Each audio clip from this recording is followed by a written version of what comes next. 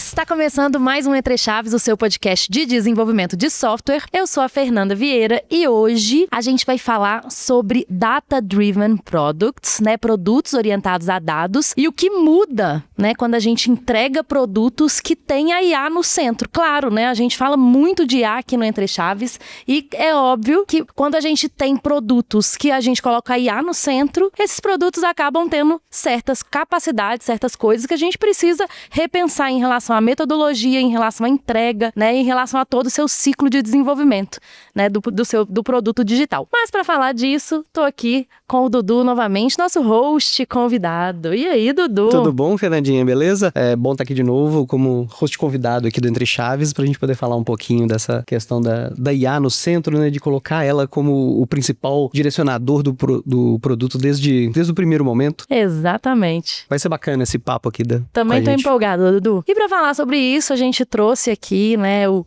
Lucas Freitas, que é coordenador de ciência de dados do Grupo Fleury. Estamos muito animados por esse papo. E aí, Lucas, como que você tá? Se apresenta para nós. Boa, muito obrigado aí, pessoal, pela intro. Prazer estar falando aqui. Bom, meu nome é Lucas Freitas. Atualmente eu tô aqui liderando essa frente de IA dentro do Grupo Fleury. Entre outras coisas que eu faço, né, eu dou aula também.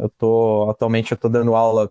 Começa a dar aula no MBA da Fapcom, que é um curso mais focado ali, misturando toda a parte de análise e consumo do consumidor direto, e também MBA na parte de Data Science dentro da IBMEC. E aí uma curiosidade, eu estou montando uma startup, já tem quase 2 anos aí com mais um amigo, uma startup muito focada na parte de pets, e eu trago um pouco ali da minha vivência nessa bagagem de quase 9 anos, né, trabalhando com um time de ciência de dados, análise, engenharia. Eu tento trazer um pouco ali para essa construção desse app que a gente está fazendo. Boa. Então, para a gente entrar já diretamente no tema, o fato é que, né, muitas empresas atualmente, com todo o hype, né, e nem vou falar mais hype, porque realmente a IA já está consolidada, né, principalmente as IAs generativas, enfim. Mas com todo o boom que aconteceu nos últimos anos aí, relacionado, né, desde o lançamento do ChatGPT, as empresas estão querendo, né, olhar para os seus produtos e adicionar funcionalidades de IA neles. Só que, às vezes, isso é feito de uma forma mais assim, bom, vamos lá e vamos adicionar aqui, vamos ver o que acontece, e nem sempre, né, isso dá bons frutos, né, assim. Tem várias pesquisas que nos mostram aí que, inclusive, esses produtos de IA, muitos nem chegam à produção, de fato, né, porque eles morrem no meio do caminho, como POCs, como, né, enfim, provas de conceito aí, que não conseguem chegar à produção. Então, o que a gente vai conversar aqui no episódio hoje é muito sobre isso, sobre como tratar produtos de IA de forma até diferente, né, do que a gente trata, por exemplo, o software. Mas para falar um pouco mais sobre isso, eu queria que a gente conceituasse primeiro o que é um produto orientado a dados, que eu acho que esse é o primeiro passo para quando a gente fala de capacidades de produtos de IA, né? Então, Lucas, queria que você falasse para a gente um pouquinho o que é, né, o Data Driven Products. Eu acho que assim, uma analogia muito simples, que no começo do Discover, a gente está sempre muito preocupado ali, mais com o problema que a gente quer resolver do que, de fato, o que os dados já estão contando ali para a gente. Então, muitas das vezes a gente quer criar um novo problema, que às vezes esse problema nem existe. Quem nunca, né? Então, você orientar um produto em relação ao dado é nada mais do que você olhar para o dado e fazer as perguntas para ele. Qual que é a dor do meu cliente? O que meu cliente está reclamando? Tenho certeza, se você vamos falar um pouquinho aqui de Data Lake, se você está armazenando os dados da forma correta, se você está tratando o dado não apenas como uma informação ali mais operacional, né, que é apenas um KPI ali que eu consulto a cada uma vez no mês, e sim um ativo, isso com certeza muda muito a filosofia do time de produto no dia a dia do trabalho. Então, trazer o dado já para o começo da conversa e não para o final, isso é importante também. Legal isso, né? Porque nas fases aí dessa metodologia, né, de Data Driven Products, a primeira coisa, que foi até uma que você falou aí, é de quantificar a demanda, né? Assim, é de você entender, que eu achei curioso do jeito que você falou, né? Que em vez de eu olhar porque o dado tá me contando, né, de qual é a minha demanda real, eu fico tentando, às vezes, apaixonado mais com a solução e tentando, né,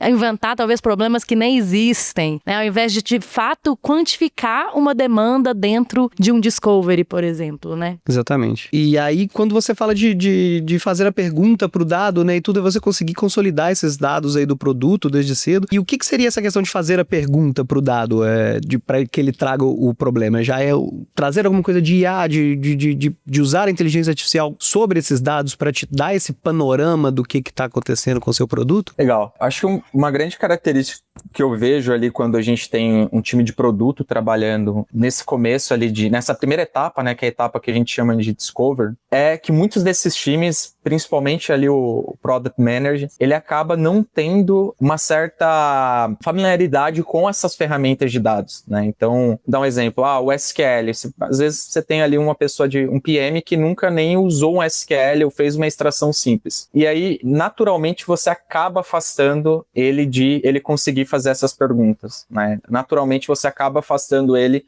de ter esse acesso de forma mais rápida. E não só o SQL como uma linguagem ali para consulta de banco de dados, mas outras ferramentas, próprio Power BI, Tableau, qualquer uma dessas ferramentas. E uma vez que você consegue fazer essa extração, que é esse exercício prático, é meio que natural que você entra quase naquela ideia dos 5Ws, né, e 2H, né, que você começa a se perguntar por que eu preciso desse dado, para que ele serve, né? Você começa a olhar um pouco mais para o metadado. E aí, fazer essas perguntas é também olhar para o metadado. E o metadado nada mais é do que o dado do dado, né? O descritivo dele. Pela minha experiência, assim, trabalhando e até, muitas vezes, fazendo esse papel de produteiro aqui, de ajudar a colocar essas soluções de pé, eu mesmo já caí nesse viés de, beleza, essa é a dor, isso aqui é o que o negócio trouxe, isso aqui é o que o negócio preencheu lá no meu material, no meu canvas, só que eu pulo essa etapa. Eu nem vou para entender as métricas que ele está trazendo ali, que é um ponto que também que você pode começar, é quase você fazer um reverso, é olhar para as métricas que ele já tem e entender se aquelas métricas condizem com o que você está trabalhando dentro do seu conjunto de dados. Então, um primeiro ponto para você fazer as perguntas, você utilizar as ferramentas certas, você consegue extrair mais valor ali, consegue gerar perguntas em cima de perguntas para formular ali essa questão de como construir um produto baseado em dados. Boa, e é isso, né, até então a gente está descrevendo, pelo que eu estou entendendo, a fase de fato do discovery, né, que a gente está descobrindo a necessidade, né, que a gente está identificando essas demandas e tudo mais. Depois disso, é o momento da gente desenvolver de fato, né, iterar sobre aquilo também, né, olhando para os dados, e depois ter alguma estratégia de lançamento de rollout estruturado e tudo mais, certo? Exato. E no final das contas, analisar e melhorar, assim, né? Olhar impacto real, entender se os dados estão confirmando as hipóteses, né? Coisas nesse sentido. Mas acredito que tudo isso que a gente está falando aqui de Data-Driven Products é o que idealmente, né, deveria acontecer com todos os produtos, né, de software atualmente. Né, assim, todo mundo deveria, na minha percepção, todos os produtos deveriam estar orientados a dados, realmente sair do achismo, né, eles não deveriam estar nesse lugar do, eu acho que essa feature aqui é legal, então eu vou fazer. Não, o dado me mostrou aqui que os clientes precisam disso aqui por causa disso. Então, acredito que falar sobre Data-Driven Products hoje deveria ser algo mais comum, né, que todo produto deveria ser. Mas no final das contas, o que eu trouxe lá no início do episódio foi que quando a gente está falando de produtos de IA, né, que a inteligência artificial, algoritmos de machine learning e as generativas estão no centro, essas coisas mudam um pouquinho, né? Então, eu queria que a gente falasse agora um pouco mais sobre isso. O que é um produto AI first, né? Ou que coloca, de fato, essas capacidades, né, de IA e de machine learning no centro. Bacana. Acho que de novo, a gente sempre é meio doido a gente falar isso, mas parece que sempre estamos voltando pro primeiro step, né? Que é o step de fato de você construir o projeto. Quando a gente pensa ali em produtos que são AI first, a gente não pensa na IA no final do desenvolvimento do projeto. Ou seja, eu não penso na IA como apenas uma feature pro meu produto. Apenas um band-aid ali que eu acho que é talvez cool, é sexy falar que meu produto ele tem IA integrada, mas no final ele só está gerando um custo a mais que às vezes, principalmente pro usuário, para quem está na ponta, não faz diferença nenhuma. Eu gosto de olhar um pouco gosto de fazer a analogia do AI First como uma espinha dorsal, né, do nosso corpo ali. Então, você tem a IA no meio e a partir dali você começa a entender como você encaixa novas melhorias do produto em relação a esse nível de automação. Então, vou dar um exemplo aqui de uma empresa até que saiu agora recentemente, que é uma empresa que é AI First, né, que é a Enter, que é uma empresa focada na parte de análise de processos jurídicos, eles não criaram uma plataforma onde você faz o cadastro do processo jurídico ou você faz o relacionamento ali direto e depois ele faz uma análise do processo.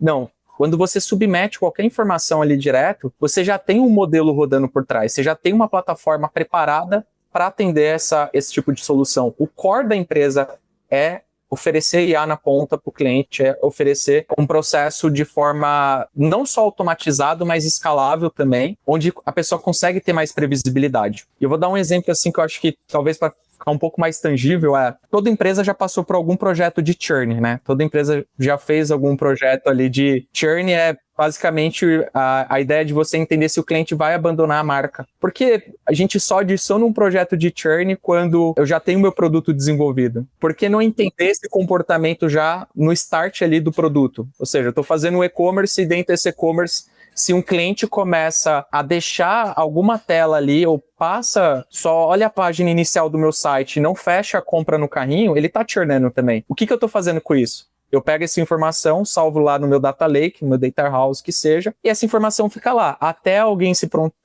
pensar, opa, por que não criar um projeto de churn? Por que não construir algo em cima disso? E se essa ideia já nascesse junto com o projeto? Eu sei que é redundante, mas e se essa ideia já não tivesse no Discover? E se já não tivesse ali uma pessoa, um influenciador para trazer o próprio engenheiro mesmo de machine learning, que vai ter essa ideia de, ok, esse produto precisa responder essas perguntas, né, essas dores de negócio, mas como que eu consigo maximizar usando o dado? Então é um pouco dessa analogia que eu gosto de fazer, que a gente consegue fazer o mesmo projeto, só que em momentos diferentes. Talvez o momento de você iniciar ali com ele gere mais resultado para a empresa do que você colocar na ponta. É legal. Nossa, totalmente, né?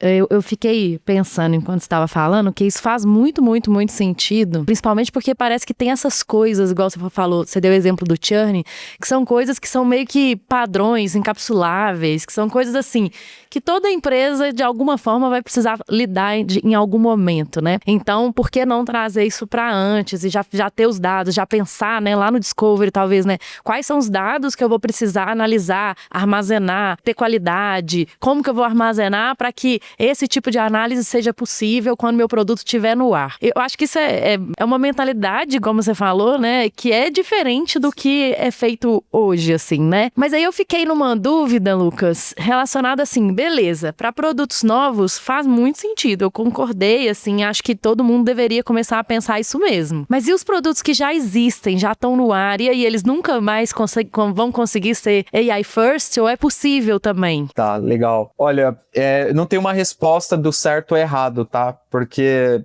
se a empresa já consegue maximizar, e aí pensando sempre nesse trade-off que se você vê que já gera uma experiência para o cliente, e existe um teto, uma limitação, e você colocar a EA, que nem eu comentei anteriormente, vai só te gerar custo e vai ser imperceptível para o cliente, para quem está na ponta, talvez não faça nem sentido você transformar esse produto em um AR first. Mas se você vê que conjunto com a IA, você consegue maximizar a experiência, o ROI, né, da empresa, você consegue gerar uma otimização do trabalho, uma produtividade, né, que a maioria, como você está adicionando a IA na ponta, a maioria dos cases que a gente vê, tanto o Gartner reportou esse tempo atrás que a maioria dos projetos são focadas, né, principalmente em call center, a parte mais de atendimento, onde o time ali não precisa responder perguntas padrões que diariamente, todo dia tem um cliente fazendo a mesma pergunta, aí tudo bem, aí você consegue fazer essa transformação de uma forma, e ainda eu olharia de uma forma escalonada, não de uma vez só. Porque às vezes a gente acha que só adicionar vai aumentar a produtividade e na verdade você está gerando um retrabalho. Então eu faria esse trade-off, que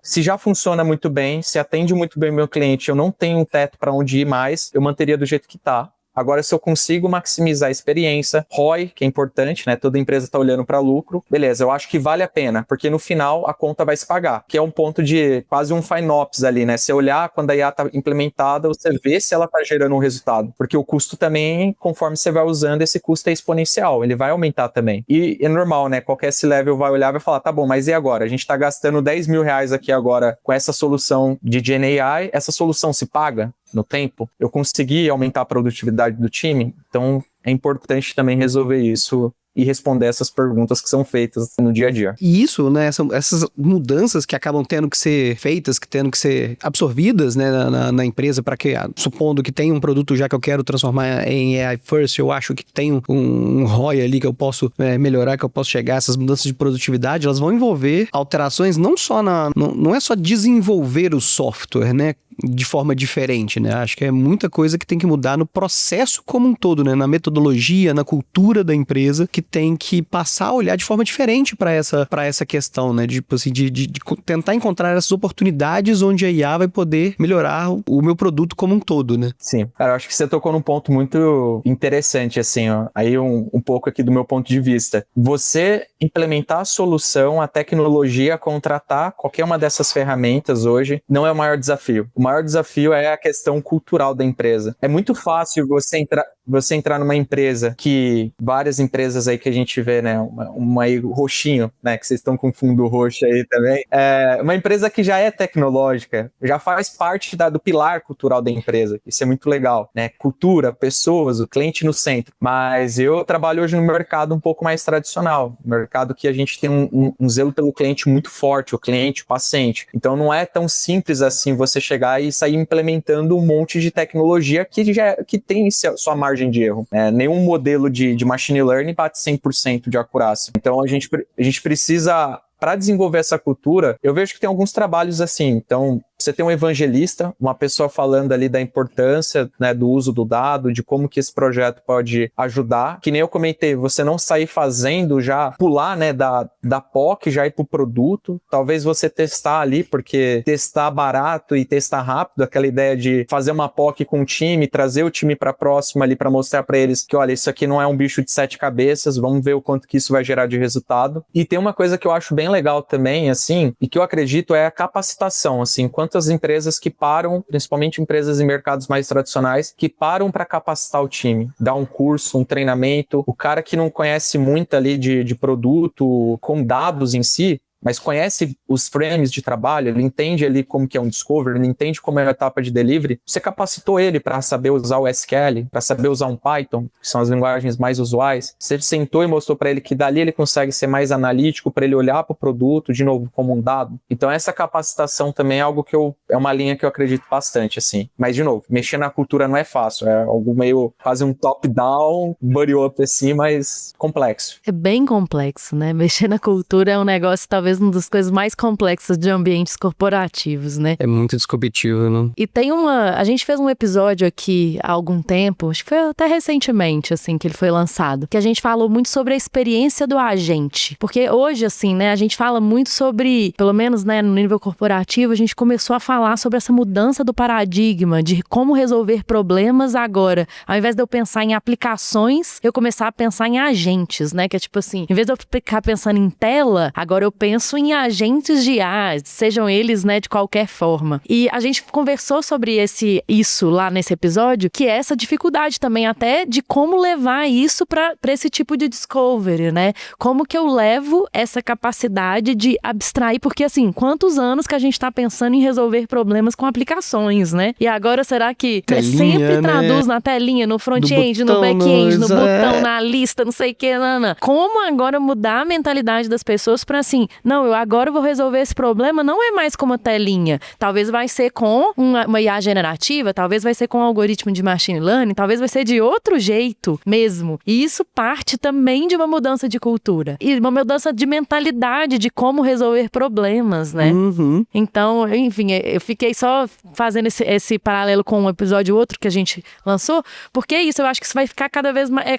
Tá cada vez mais comum a gente tentar resolver problemas sobre um novo prisma, que é um prisma de agentes de IA, que, enfim, vamos precisar de todas essas mudanças que a gente vai falar aqui de forma prática, né? Eu acho que isso aí até se encaixa no que você falou, né, Lucas, do que a gente tá conversando aqui desde o início, que é a parte de ser o Data Driven, porque se a gente vai usar agentes, se a gente vai ter agentes para poder responder em relação aos nossos problemas, ao que a gente tá levantando, aqueles agentes precisam agir em cima de alguma informação, então tem que ter treinamento, às vezes um fine-tuning de modelo, algumas coisas assim, existir. Tem que ter dados bem Vai disponíveis, com precisar dos qualidade, dados né? ali Enfim. bem pensados e bem ajustados para que a gente consiga efetivamente criar esse agente que traga retorno e não seja só, igual você falou, traga só um custo a mais para a empresa e não vai ter que tá um ali, ganho, às né? vezes, só querendo aproveitar do grande Só hype, botar né? aquele E só chat colocar o no chatbot lá. website. E pegando esse gancho que a Fernanda trouxe, assim, é legal que a Fernanda, ela foi construindo os passos ali de como que ela faria o desenvolvimento, né? É muito doido porque a gente já tem esse frame instalado ali, porque é a forma como a gente trabalha há muito tempo, né? Mas aí eu vou fazer jogar uma provocação que é, a gente tá cada vez mais com o usuário ele tá tendo superpoder agora, porque ele consegue, né, com toda a ideia de vibe coding ali direto, ele construir um protótipo e jogar na sua mesa e falar assim, olha, eu montei essa ideia aqui, o que você acha? Né? E em menos de 1-2 horas, às vezes, ele pegou uma referência na internet, montou um bom prompt, e de fato a ferramenta entregou. Então, assim, tem essa, é uma palavra que ficou meio clichê, assim, que todo mundo usa, mas é essa ideia de mudança de mindset para poder ajustar um pouco ali de como que as coisas funcionam. E eu até vi recentemente lá o head do WhatsApp, ele trouxe uma ideia de, cara, a forma como a gente interage nas interfaces vão mudar. Cada vez mais a gente vai utilizar canais como multimodais, comunicação direta, áudio, texto, imagem, e faz muito sentido. É só a gente ver as novas startups que nascem 100% em cima de plataformas como o WhatsApp ali e entregando alto valor para o usuário, né? Então, isso é Exatamente. interessante. Já tem Pix sendo feito pelo WhatsApp. O ChatGPT essa semana lançou aí a possibilidade de você fazer pagamentos, pedir coisas através do próprio ChatGPT. Então, assim, essas coisas tendem a cada vez mais se tornarem conversas mesmo, né? E a gente cada vez mais sair das telas e tal, e as coisas passarem a ser mais centradas mesmo na natural, IA, né? Exatamente. Bom, mas vamos então entrar um pouquinho mais, Lucas, agora no prático, assim, em como fazer isso, né? O que então, no Discovery, o que você nos diz aí que muda de forma prática mesmo no Discovery quando a gente tem produtos AI First? Acho que o primeiro ponto, assim, de qualquer empresa que quer construir, quer escalar qualquer projeto, seja de machine learning, seja de IA generativa, é ter a base, né? Então, a gente começa a casa sempre do quê? Da base ali, da estrutura. E a estrutura é você ter um bom dado ali organizado. Então, quase isso não acontece, né? A empresa tá lá guardando um dado, mas ninguém nunca parou para olhar aquele dado, não sabe nem para que serve. Então, o primeiro ponto é, quais são os dados que eu tenho já dentro de casa que me ajuda, principalmente, a aumentar ali não só a minha receita, mas melhorar meu produto como um todo. Eu tenho esse dado hoje, eu estou armazenando esse dado, vou dar um exemplo bem simples. No dado de cadastro, que é o cadastro nem muda, né? As empresas mudam o cadastro a todo momento. Eu estou guardando ali o telefone daquele cliente para eu poder, talvez, integrar numa solução com IA generativa no WhatsApp? Essa é a primeira pergunta, pensando se eu fosse desenvolver um produto. Ah, não tô, só peço e-mail. Então calma lá, talvez eu começaria a trazer esse dado para dentro de casa e aí passar por todo o processo ali de ELT, né, de extrair o dado, transformar e guardar ele. Então a primeira coisa é a estruturação desse dado, né? Como que eu vou salvar, como que eu vou consumir ele na ponta. O segundo ponto ali que eu olharia no momento ali de desenvolvimento é trazer o engenheiro, trazer o arquiteto. Essas duas peças são fundamentais para quando a gente está desenvolvendo um projeto principalmente um projeto de IA. Por quê? O engenheiro, ele tem uma visão, o arquiteto, ele tem a visão do todo ali, né? Toda a visão sistêmica de como que ele pode conectar. Eu brinco que o arquiteto, ele tá quase fazendo um uso de Lego ali, que ele tem todas as peças na mesa, mas ele tem que saber o que ele vai conectar. Poxa, essa solução que a gente tem hoje dentro de casa, eu acho que a Databricks talvez ofereça pra gente de forma mais rápida. Talvez a gente pode fazer uma POC com eles lá, ou não.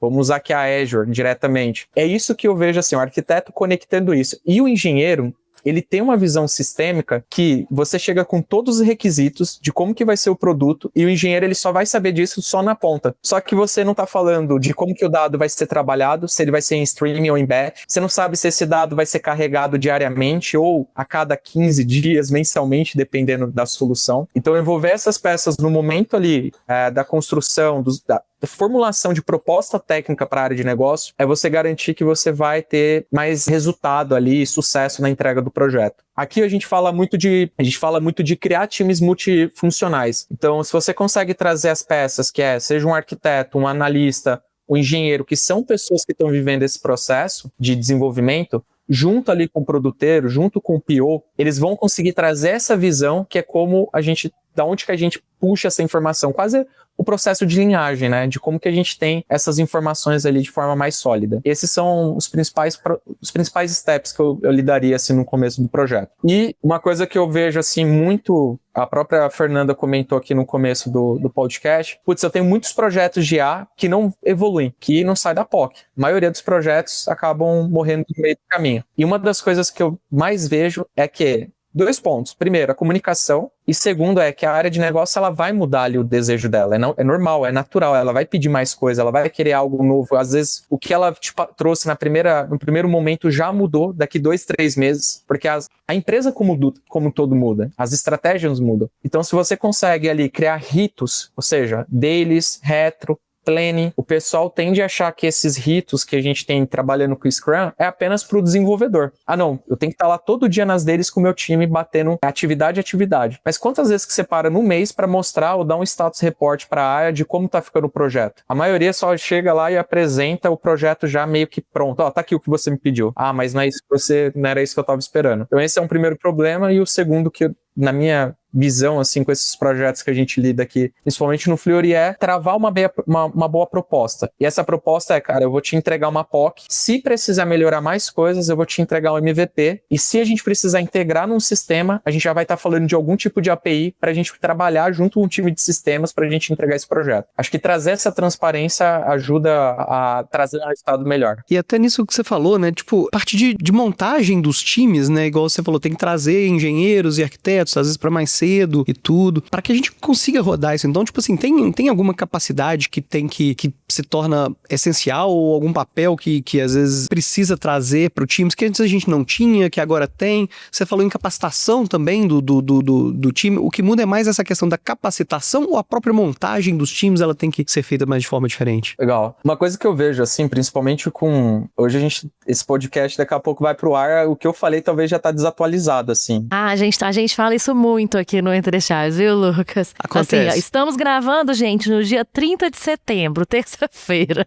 Deixa claro, porque amanhã... Vamos datar, Amanhã já vem outra notícia de que dá pra fazer com IA, né? Então, assim, uma coisa que eu vejo, puxando um pouco mais aqui pro time de ciência de dados, é que tá muito mais fácil, com essa parte de Foundation Model, de você acelerar projetos que antes eram simples ali, né, até pro cientista, com uso de AutoML, direto. Você consegue desenvolver um modelo ali de forma muito rápida. Quando eu comento ali de trazer o engenheiro, é que tem uma habilidade ainda que é crucial, principalmente para empresas que querem escalar, principalmente empresas que querem ser AI first, empresas que vão estar rodando 10, 30, 40, 50 modelos ao mesmo tempo, é você ter pessoas de engenharia de dados com um viés muito, mas muito forte, focado em MLOps. Conecta de novo com a parte de estruturação de plataforma. Porque essa galera vai falar assim, olha, a gente não tem mais um projeto rodando com cliente do comercial. A gente já tem 10 projetos rodando. E como que a gente garante que esses projetos vão se manter vivos? É quase... Eu gosto muito do livro do iFood, que é do executivo e o cientista, que tem um pedaço do livro que fala assim, é o skin in the game, sabe? Não é o cientista só criar o projeto por criar. Toma aí, Fernanda, se vira agora com esse projeto em produção. Ter esse monitoramento pós a entrada do projeto, eu vejo que é algo que poucas empresas se importam, porque é a fundação. Ninguém quer olhar para isso. É a mesma coisa a parte da engenharia de dados. Não é algo que brilha os olhos, né? Não é muito... Não é sexy, né? Não é sexy, exato, porque não é o painel. A área de negócio não tá vendo lá o BI. Mas se você, de novo, faz um trabalho de evangelizar, de falar, olha, sabe por que eu tô separando o seu dado aqui na camada bronze, na camada prata, até chegar na gold? É para que eu vou facilitar para você poder um dia acessar esse dado também, né? Pensando numa cultura mais self-service ali. Então, respondendo a sua pergunta, cara, eu acho que a principal habilidade é como colocar esses projetos no ar e manter eles vivos. O MLOps é a chave do sucesso. No final das contas, assim, né, como evitar que existam 500, né, cientistas de dados com seus próprios notebooks, né, com coisas que eles fazem, tomam decisões, mas que isso não se retroalimenta com as coisas que estão acontecendo de fato em produção, né. Mas teve uma coisa que você falou, Lucas, assim, sobre os dados, né, que acho que é uma das primeiras coisas que você falou, acho que é importante primeiro entender se os dados estão aqui, né? Estão disponíveis, tem qualidade, enfim, coisas assim. E eu li um negócio no seu material que eu achei muito interessante, que é a ideia de criar pipelines light, assim, para avaliar se existe volume de dados para treinar modelos de machine learning. E isso eu acho que é um negócio que muda mesmo o jeito, porque lá no Discovery, se a gente já conseguir falar assim, cara, não existe volume de dados suficiente para treinar esse modelo de machine learning, não vai dar. Infelizmente, isso aqui é inviável. Isso já metade desses projetos que falham, né, porque muitos deles provavelmente falham porque não tem volume de dados suficiente para treinar os modelos e os modelos acabam não ficando assertivos o suficiente. Então, assim, né, acontece isso. Então, se a gente fizesse isso desde o início, desde lá do Discovery, nossa, eu acho que já seria bom demais, sabe? Exato.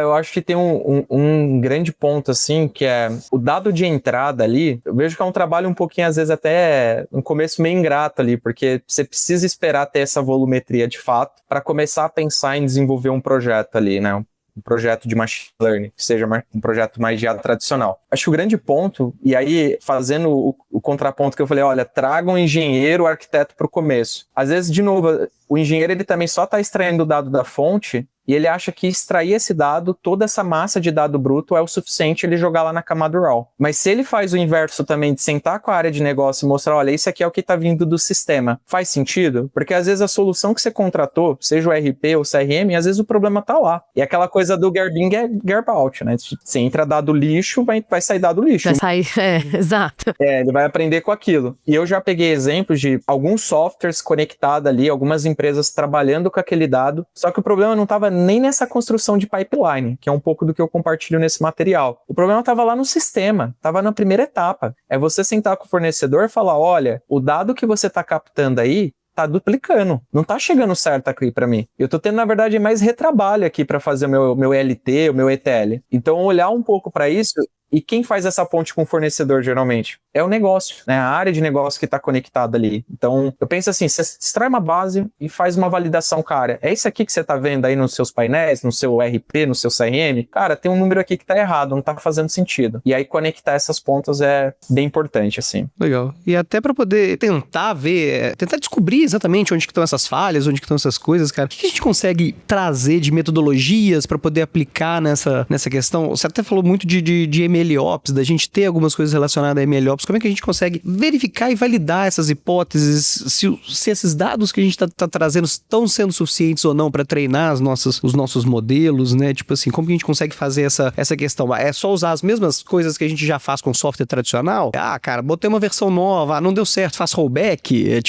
Tem alguma coisa interessante nesse sentido? Tem uma esteira aqui que eu acho que essa é a mesma tecnologia para quem está utilizando ali desenvolvimento de software, que é utilizar um GitLab da vida, né? Então, eu acredito, você comentou de versionamento, assim, antes de você versionar ali, antes de você subir uma nova versão de um modelo de fato, como que tá as métricas desse modelo? Então, você usar um MLflow para monitorar ali os experimentos é uma boa solução, sim. É uma forma de você entender se o F1 score do seu modelo tá fazendo sentido, se a acurácia tá boa, se a acurácia caiu, e se a acurácia caiu, por que ela caiu? Essa é a parte mais, de novo, é a parte mais trabalhosa ali que poucas empresas fazem porque custa tempo e eu quero olhar já o próximo projeto da fila, eu não quero dar continuidade. Então, minha acurácia caiu, meu modelo tá driftando. Por que tá driftando? Cara, aquela base que vinha daquele sistema a gente descontinuou, você acredita? Poxa.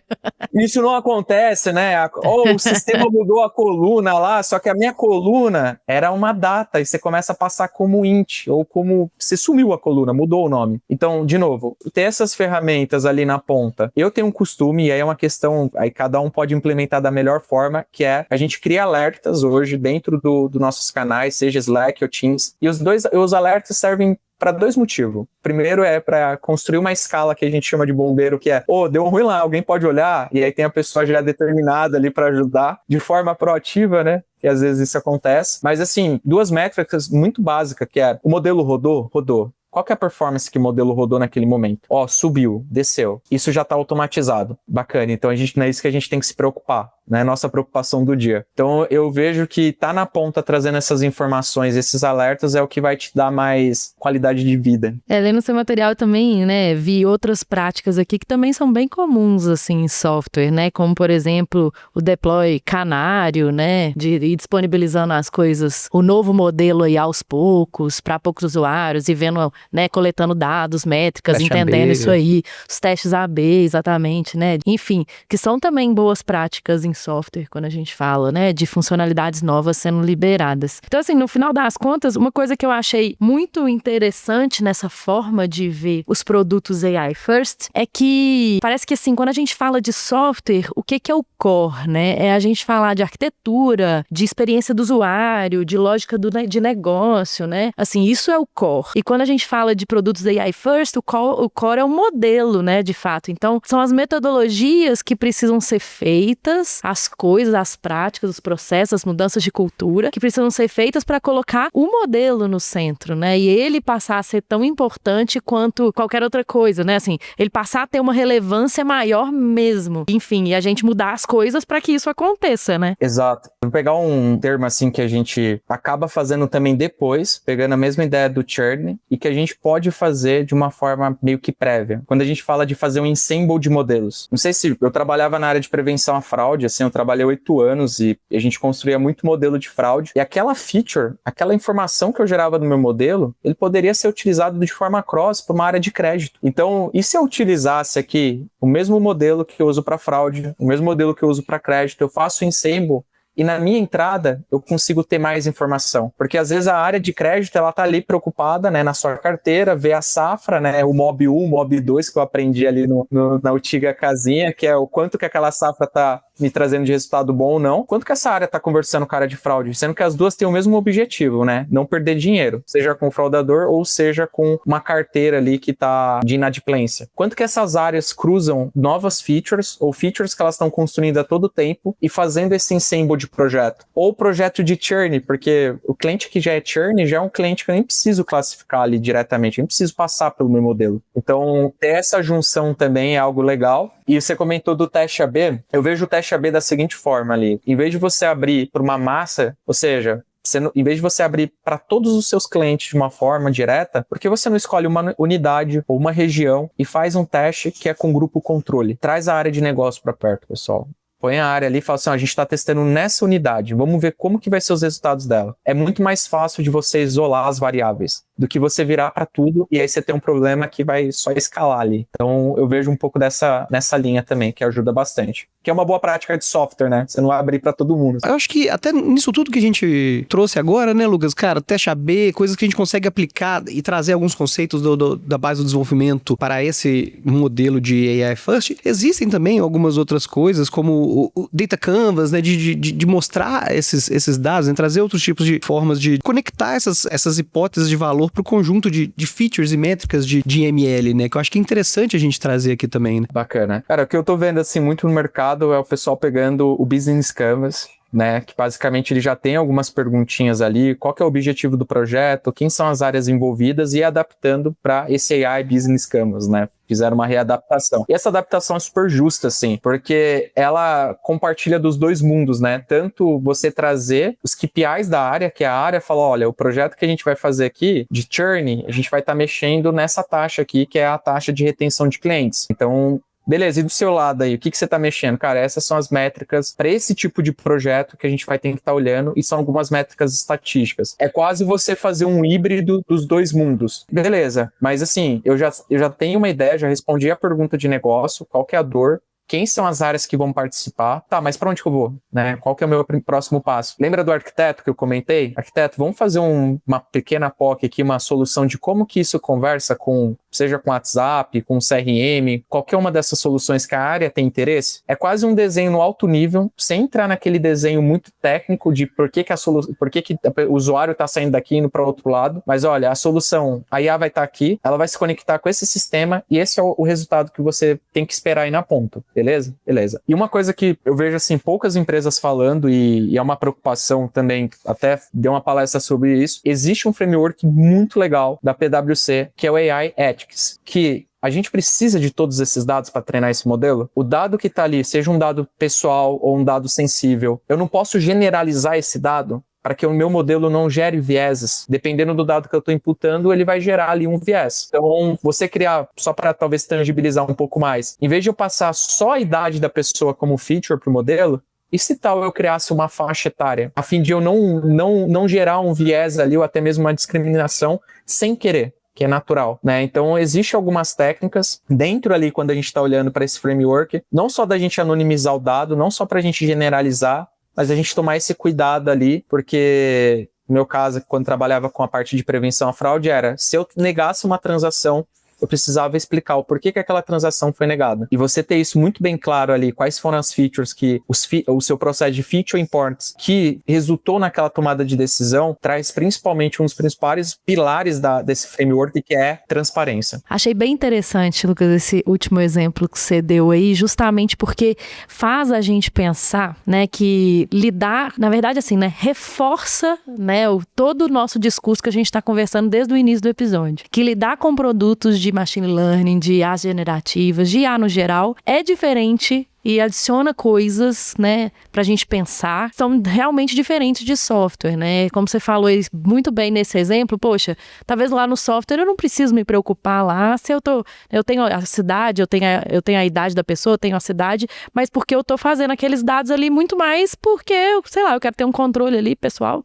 Enfim, qualquer coisa nesse sentido. Mas quando eu tô falando de treinar modelos, eu tenho que pensar em outras coisas. Poxa, o que esse modelo vai ter de viés? O que esses dados vão confirmar? Ou, né, o que esses dados vão refutar? E no final das contas, eu acho que confirmou 100% de tudo que a gente estava falando. Que fazer produtos AI first é muito diferente de fazer produtos de software tradicional e que a gente tem um tanto de capacidade mesmo que a gente tem que pensar desde lá do discovery, né, como a gente bem conversou aqui, até a hora que a gente está colocando isso em produção, de métricas, de pessoas envolvidas, de cultura, que realmente, né, a gente precisa rever, pensar e mudar, né, quando a gente está falando de produtos de IA. Bom, gente, gostei muito do papo, achei que foi massa pra caramba, fiquei muito feliz, Lucas, com tudo que você compartilhou conosco aí, com a sua experiência dentro do Grupo Fleury e, enfim, na sua carreira como um todo. E é isso, pessoal, muito obrigada e até a próxima. Tchau, tchau.